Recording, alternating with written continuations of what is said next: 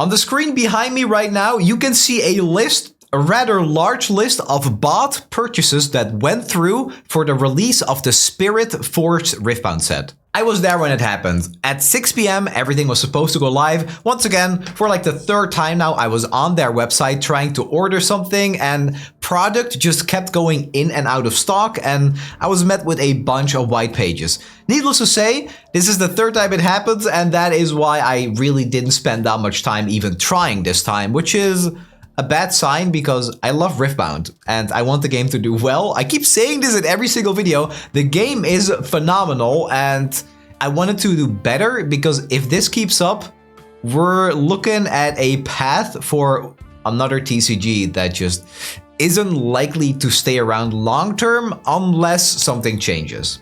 And I understand that some people will just say, okay, the game is really popular, this is a good thing. And in a way, yes, it is kind of a luxury problem. It's good that people are excited. It's good that after so many years, people are finally actually buying into a Riot Game card product. But if there are people like BoxBox who tweeted that he was also trying to get product, he was in a call with 10 other people and apparently none of them got anything. And when that happens to big names, it shouldn't really matter if they get product or not, but when ambassadors like that also can't get their hands on anything, that's a really bad sign. So first, let's talk about how this actually happened, because that's always the most interesting part, right? How people actually find ways to somehow cheat the system to get stuff before anyone else can. At 6 p.m, we were all fighting the refresh button, but turns out that once again, before everything even went live, the product was basically already gone. The Riftbound store, which runs on Shopify, had a massive security hole. Botters didn't have to wait for the Spirit Forge product page to load because they already had the product variant IDs. So what that means is they had the specific codes that the website uses to sell their booster boxes and packs. So by using these codes of all the product, they were able to add these products to their cart and just bypass this entire store page that we were fighting through. Basically, they were loading into the checkout queue 15 minutes before everything even went live, just like last time. So if you were like me, you were sitting there at 6 p.m. and you were waiting for the store to go live, you were already behind thousands of bots that were already before you in the waiting line. That's how you gotta see this. And so while creators like me, BoxBox, Froden tweeted too, they were all sitting in a call with friends, waiting to get their product, and none of them got anything. Meanwhile, all the botters were posting their receipts. And that's this video that I was talking about at the start. That's 300 plus successful checkouts.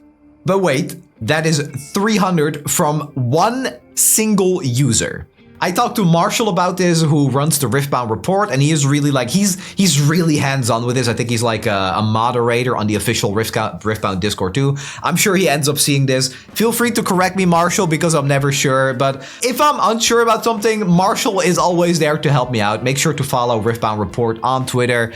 Absolute treasure of information. He's fighting the good fight. He's on our side, so let's just hope that together, with people that are actually in touch with Riot, we can prevent this type of stuff for the next time. But for now, what matters is that one single person, this video, probably got more product than like 5 or 6 local game stores got in total. And it continues to create this just extremely toxic environment that happened in the last time when people tried to get tickets for the Bologna or Vegas qualifiers. It creates this toxic environment where the only real way currently to get product is to buy it at 2 or 3 times the price from these people that are cheating the system. This isn't news, you know this happens everywhere, but we have something that most other games don't, and that is a way to fix this by using Riot IDs. And you can even give more weight to certain IDs, because if I've been playing League of Legends for 15 years, if I've been playing runeterra for 5 years, if I spend money on those games, why does a 5-minute-old Shopify account get priority over me? I really don't understand that. These people aren't going to go to their local game stores to compete. They're going to sell those cards at that increased price to people that want to play at their local game store. And so that brings me to the next point, because Yeah, a lot of people, and this is one of the most frequent comments I see, is just like, this is just startup problems. This happens everywhere, and I kind of agree, it is, but we also have to realize that there have been so many TCGs before Riftbound, so if this is a problem there, there was a pretty high chance that those same issues were going to show up here as well. They'll print more, right?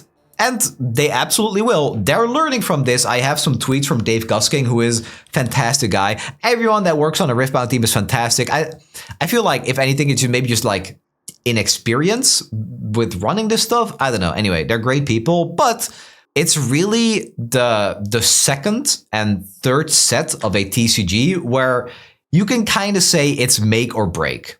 They are by far the most fragile points in the lifespan of any TCG. This is where the investor versus player war is won or lost. And right now, the war is being lost because all of these cards aren't going to an LGS, they are going to basements, closets, where eventually they'll be sold for 3 times the price. And then there is this, I'll call it ambassador burnout that I was talking about earlier, where people like Boxbox, Frodan, who are just really big names in the Riot Games sphere, are tweeting about how they're sitting in this call with so many people, none of them getting product, and then other people that read these tweets are going to say, okay, well, if people like that can't even get their product, who are so close with Riot, how the hell am I supposed to get the product? Is it even worth investing into this game in the first place? They sit in a call for over an hour, they do everything right, and they still come out empty-handed. I'm not just disappointed at that point, I'm exhausted, bro. Because these are exactly the guys that aren't just streamers, they're basically the bridge between the casual and the hardcore audience. The biggest hype men are posting, is it over for me, guys? Is it doomed? Is Riftbound really worth it? Yeah, that's obviously a very bad sign. And now we get to what I believe is just simply the most heartbreaking part of this entire situation. We can talk about this Twitter drama or the websites breaking all day, the security breach, the way Riot responds, that's all just one side of the story, but the most important part is, again, what's happening at the local game stores. Because whether you like it or not, these are really the lifeblood of any TCG. And when I talked to, I think it was Dave, it might have been an influencer manager that said it, but they really said that one of their top priorities is making sure Riftbound shows up at local game stores frequently and consistently. That's where they want their biggest success to be. And I totally see that. It's been a while since I made my last Riftbound video, but I signed up for a Riftbound Summoner Skirmish last week in Amsterdam. The weather in the Netherlands was completely awful, so I couldn't go. But I tried to sign up and it was full within hours. It was like less than a day and it was completely filled up. And that was like such a heartwarming moment. I was like, wow, damn, this game might just make it. Because there is a difference between a local game store being full versus a local game store drying up because of the systems failing to give players the cards they need to play.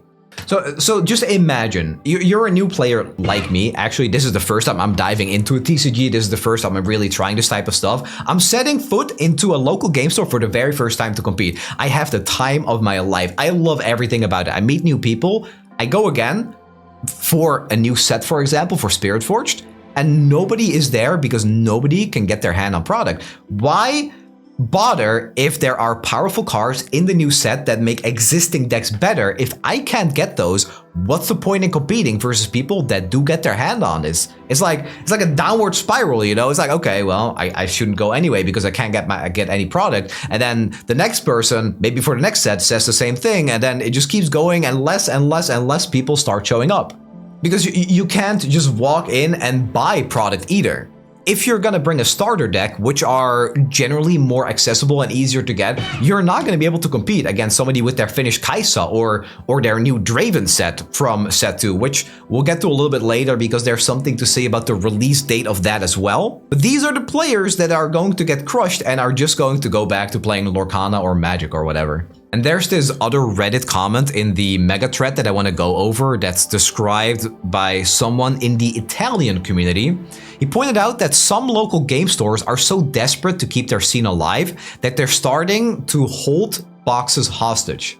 Which means that they're not going to sell you a box of Spirit Forged unless you can show that you're playing in a tournament. And this sounds like a pretty good idea on paper, because this is exactly what keeps the cards out of a scalper's hands. They aren't the ones going to play their tournament, because let's be honest, if you're a scalper, you're probably dog shit at Riftbound in the first place. But anyway, if you look at that logic loop, right? You can't buy the cards unless you play in the tournament, but you can't play the tournament because you can't get the cards, or you're gonna play with worse decks and lose. It's a members only club, but they lock the door from the inside. But again, I do respect that they're trying to do something about it. And then this Draven issue that I talked about, it's not so much of an issue. I think like in a way it's pretty cool, because what runeterra did, for example, in 2023 and I think 2022 as well, is they played Worlds on the patch that basically came out at the same time as Worlds released. Let's say December 7. December 7 was when the Aatrox expansion came out, and December 8 was when Worlds was played on that same patch. And then all the competitors got 2 weeks early access to the new card to practice. This is kind of what's happening with Spirit Forged, kind of. Because I believe, my days might be slightly off, but it should release on the 17th of February. The week after, the first qualifier happens in Bologna. There is exactly 1 week for people get the cards that they need for their deck to compete. And this is going to make the prices skyrocket even more. If we figure out that Draven is really broken, which from statistics right now and tournaments being played online and in China, it looks like he is. The cards of Draven are going to be so high that if you want to compete, that's another cost that you shouldn't have to make to get those cards. Not only because you can't get the Spirit Forge boxes, but also because if you need a couple of extra singles online, these are going to be 3, 4, 5 times the price of what you would normally get them for. And I'm sure prices are going to drop after the qualifiers happen. It's a pretty big blow to the people that want to compete, and they might not compete because of it. I do have to mention again Dave Gusking, who is the game and design director, who tweeted out basically saying that even with 50% more product than their previous Origins, their set 1, they still failed to meet the actual demand. He confirmed the sales process was overwhelmed by a combination of legitimate traffic and bots, admitting that anti-bot prevention was slow to take hold and resulted in a rush of fraudulent orders. So the team is canceling all those fraudulent orders, and if a legitimate player did manage to place an order, they will still get it. And he also explained that the in and out of stock issue that I experienced and many others that they saw on their side was caused by the anti-bot measures canceling orders and releasing that stock back into the system. But apparently it only works like 50% because the stock that was canceled and put back in the store was then successfully picked up by a bot, most likely. So to prevent bots from immediately reclaiming cancelled inventory, all pre-orders have been paused while the team investigates and implements better solutions. They're planning something to reopen a significant amount of pre-orders to provide a fair and stable purchasing experience for the players. He emphasized that the team is composed of TCG fans who understand the frustration and are deeply invested in improving their system for future releases. Again, that's really, I think that's actually like a really good response. They're acknowledging it, they were fast with it, and this is coming from people that love the game and wanted to succeed. They're doing everything they can. And then there's bastards like me making videos like this to call them out on it. But again, it is a very frustrating experience for the players, and I'm not someone who is super deeply involved with Riftbound, even though I would like to be. I look at stuff from the sideline, mostly because I don't have product where I want it, and second, because I'm just kind of like, I'm looking at how this stuff unfolds from a distance, and I will inject myself where I can. I want to play, I want to go to tournaments, but I simply just don't have the budget to get the cards and to fund these trips for more than maybe a couple of times a year, right? So as much as I would like to fully inject myself into Riftbound, I simply can't. And that's why I make these videos as well, to hopefully make the experience better for players like myself. So I am actually curious. Before I end this video, I would like to know, do you play Riftbound at a local game store? Because I had an opportunity to go once. Didn't happen because of the weather and because it was filled up immediately. I would like to hear those stories from people that are my audience, basically. because I find it easier to relate to something like that than to just read stories elsewhere. So leave a comment.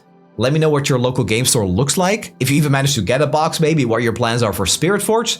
I'm very, very curious, and it's information that's very valuable to me as well for future videos that I make. So please let me know, and I will see you very soon in even more highly edited videos.